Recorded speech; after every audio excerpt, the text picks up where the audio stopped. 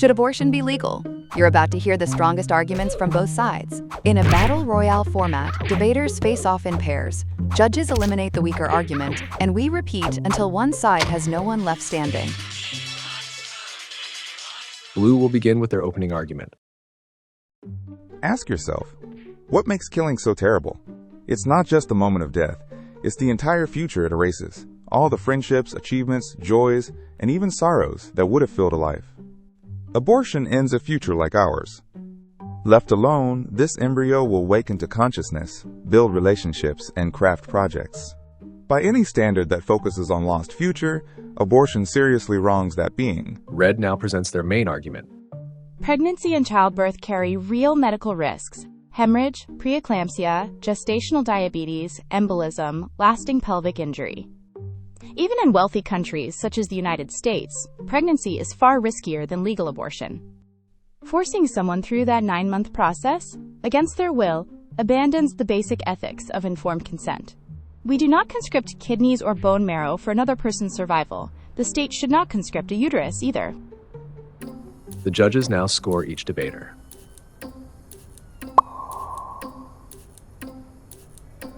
Representing the majority of judges, Grok 4 found the future rights best, saying, it measures killing's wrongness by the future goods irrevocably stolen. Abortion maximizes that deprivation by erasing the longest possible human life.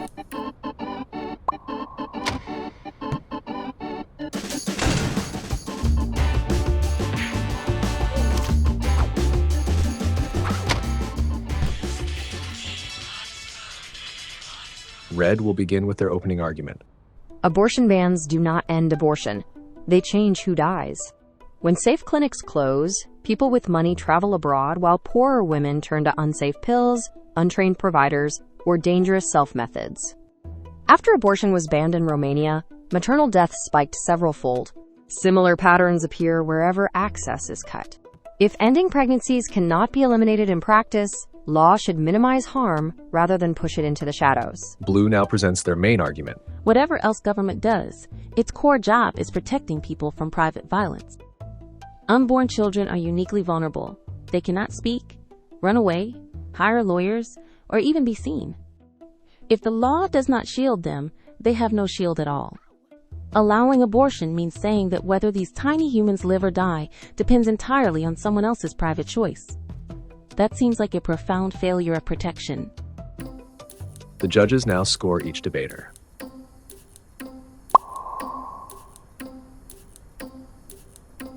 Representing the majority of judges, Claude Sonnet 4.5 found the harm reduction best, saying, it flips the pro-life framing entirely. Bans don't reduce deaths, they redistribute them to poor women. Opponents must own those bodies.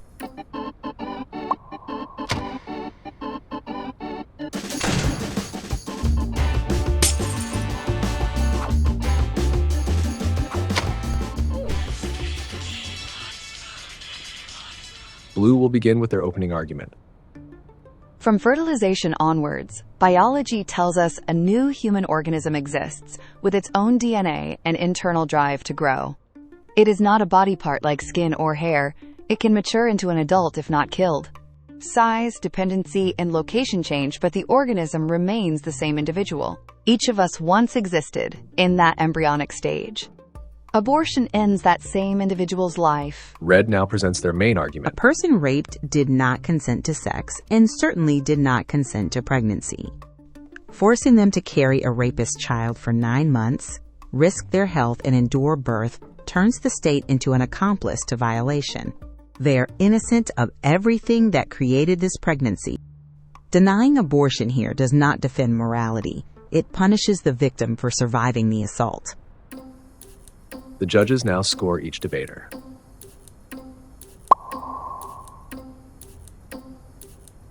Representing the majority of judges, Claude Sonnet 4.5 found the human life best, saying, it grounds identity in biological continuity. You once were that embryo, making abortion's victim concrete and personal rather than abstract.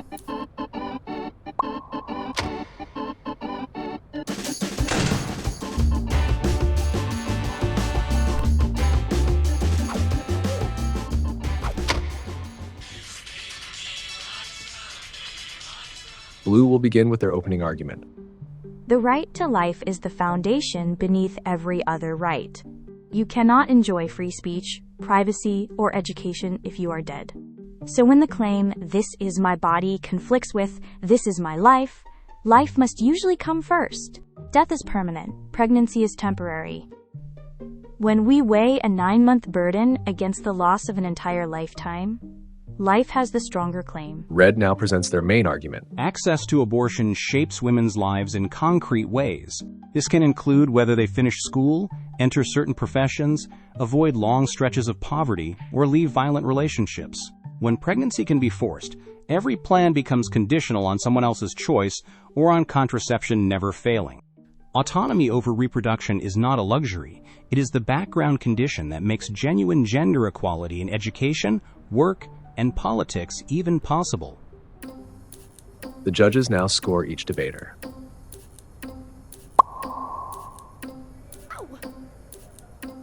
Representing the majority of judges, DeepSeek 3.2 found the gender equality best, saying, it links reproductive control directly to the practical achievement of social and economic equality.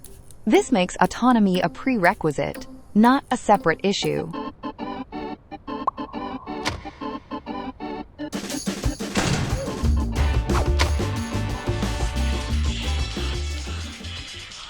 Blue will begin with their opening argument. Parents don't just have generic duties to humanity. They owe special care to their own children. If your newborn needs constant attention to stay alive, you can't simply walk away. The law calls that neglect. That relationship begins when your actions bring a new human into existence, not magically at birth. Creating a child in total dependence generates a serious obligation not to end that child's life. Red now presents their main argument. No law forces you to donate blood, marrow, or organs to save a dying stranger, even if you caused their injury. Yet abortion bans demand that your internal organs sustain another life for 9 months. Even if the fetus has a right to life, rights do not include commandeering another person's body without consent. That principle, in medical ethics and law, protects everyone watching this debate. The judges now score each debater.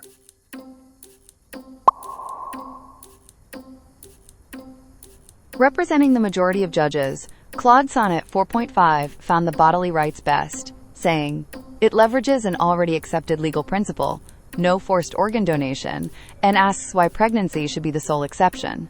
This puts opponents on defense immediately.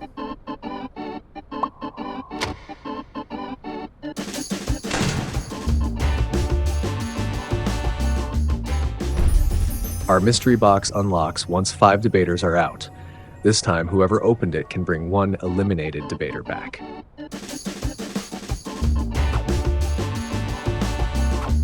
We now move into the crossfire round, which includes statements, rebuttals, and counter-rebuttals. Look at criminal law. In many jurisdictions, if someone attacks a pregnant person and the fetus dies, prosecutors charge a second count of homicide. The fetus is listed as a second victim. That only makes sense if the law treats it as more than tissue. Yet when the pregnant person requests an abortion, that same being is not a victim. Personhood should not flicker on and off with someone's preference. Rebuttal. Fetal homicide laws mainly protect the pregnant person's autonomy interest in a wanted pregnancy. They recognize that destroying a pregnancy someone hoped to continue is an extra injury, like burning down a house plus destroying treasured possessions inside. That is why the pregnant person is never charged under those statutes for choosing abortion herself. The focus is on her decision being violently overridden, not on the fetus as an independent rights holder. Counter-rebuttal. If these laws were just about the pregnant adult, ordinary assault charges plus a sentence enhancement would suffice. Instead, legislatures deliberately create a separate homicide offense and explicitly name the fetus as a victim. Courts count it when tallying deaths. That structure strongly suggests independent moral status. Your interpretation implies the same act against the same fetus is either murder or not, depending only on whether someone wanted it. Red now presents their main argument. Legal uncertainty around abortion produces chilling effects in emergency care. When doctors face prison or loss of license, they hesitate to treat ectopic pregnancies,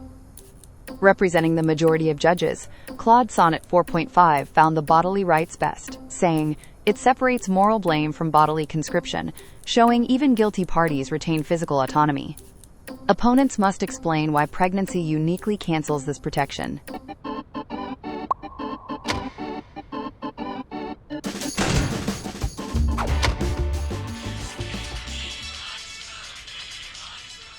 Red will begin with their opening argument. Long-term research comparing women who received wanted abortions with those denied them finds striking differences. Those denied were more likely to fall into poverty, default on debts, remain with abusive partners, and see their existing children fare worse. Those who obtained abortions were likelier to finish education, secure stable work, and later have planned children. These trajectories reveal policy, not individual weakness, shaping life chances across generations. Rebuttal. Outcomes, however sobering, cannot be the metric for who lives and who dies. Caring for a newborn is expensive and emotionally difficult, yet we do not permit killing infants whose upbringing will be hard. Disabled relatives may limit a family's opportunities, but we do not measure their right to live by economic impact. If the fetus is a person, its life cannot depend on predicted spreadsheets of cost and benefit. Counter-rebuttal.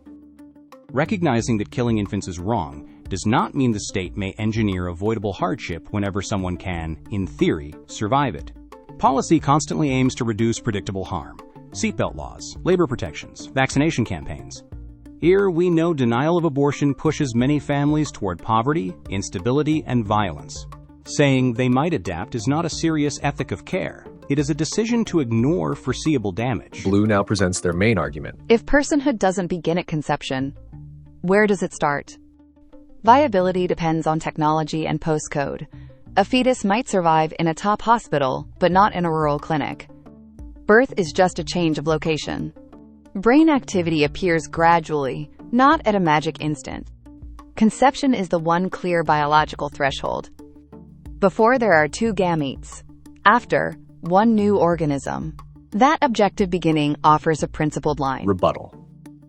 Fertilization itself is also a fuzzy, hours-long process, and individuality isn't fixed until the point where twins can no longer form.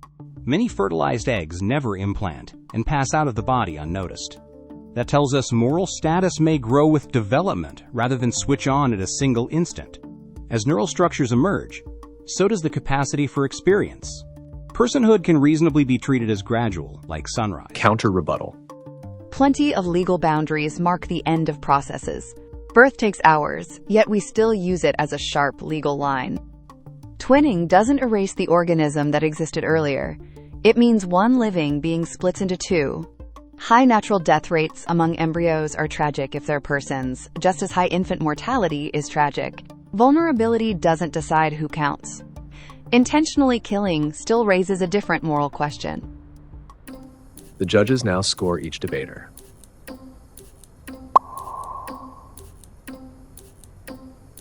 Representing the majority of judges, Claude Sonnet 4.5 found the human life best, saying, "It exposes every alternative threshold as arbitrary or technology-dependent. Conception offers the only bright line that doesn't shift with circumstances."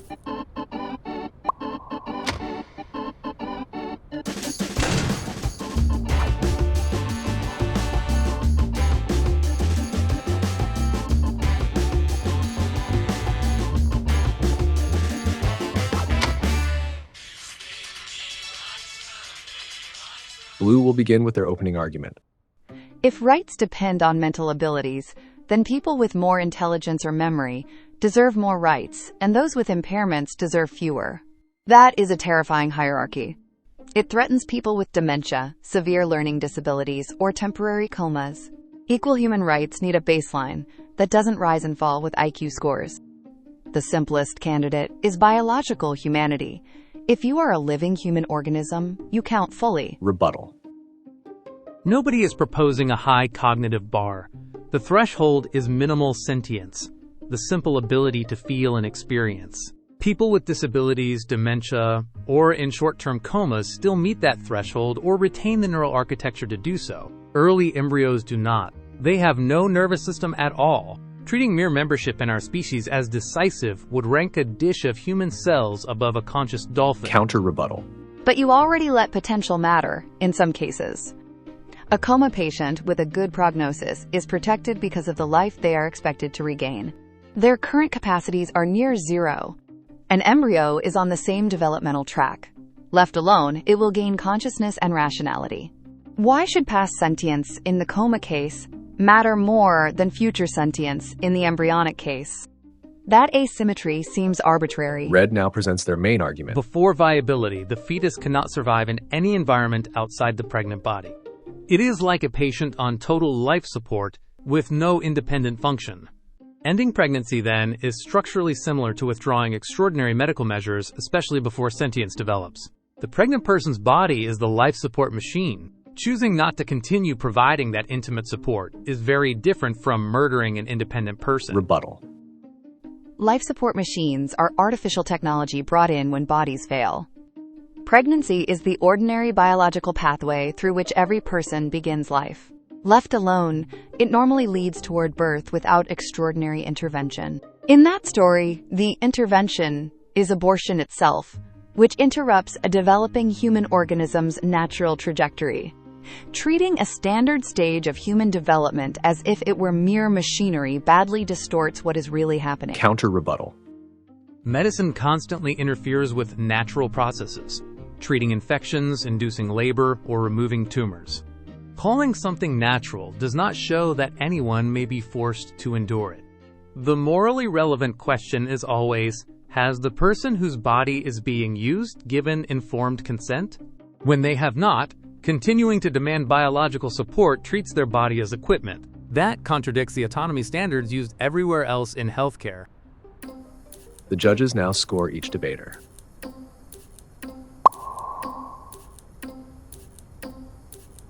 Representing the majority of judges, Grok 4 found the human life best, saying, because any capacity-based criterion inevitably demotes the disabled, comatose, or demented.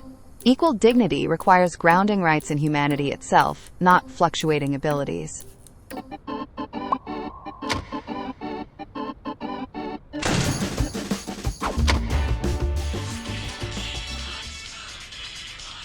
Red will begin with their opening argument. Bans create a two-tier system.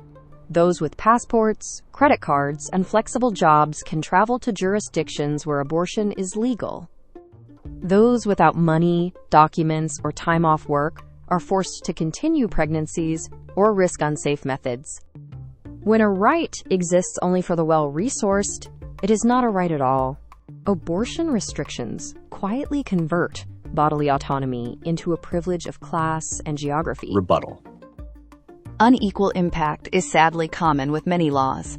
Wealthy people also find better lawyers, safer neighborhoods, and private health care. That does not mean we legalize theft or fraud, because the poor are punished more harshly. If we care about justice, we should expand support for pregnant women. This includes healthcare, childcare, housing, and income support. So continuing a pregnancy is genuinely possible, rather than erasing legal protection for fetal life altogether. Counter rebuttal. Social safety nets are vital, but they cannot replace bodily autonomy. Countries with generous parental leave and childcare still see significant abortion rates. Reasons include health, timing, relationships, and existing children, not just money.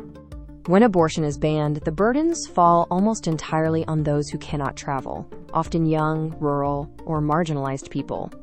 A policy that makes bodily self-determination contingent on wealth entrenches inequality instead of solving it. Blue now presents their main argument. Think about what an embryo is. Not a loose collection of cells, but a coordinated organism already directing its own growth. A skin cell won't naturally become a teenager. An embryo will, given nutrition and time. Every person alive was once that same organism at an earlier stage, not a different thing. When abortion occurs, it is that individual's one and only life that is being ended. Rebuttal. Being a biologically complete organism isn't enough for personhood. A brain-dead patient on a ventilator is a complete human organism by your standard, yet we allow organ donation because the person is gone. What's missing is any capacity for conscious experience. A 5-week embryo likewise has no brain, no mind, no viewpoint. In that respect, it is closer to a plant than to a conscious newborn. Counter rebuttal. Plants and humans are both organisms, but not the same kind. A human organism is the sort of being that naturally develops language, moral agency, and self-awareness. An embryo already has that underlying nature, even while those abilities are immature. A canine embryo will never write poetry or make promises, no matter how long it lives. A human embryo will. That distinctive nature grounds a different moral status. The judges now score each debater.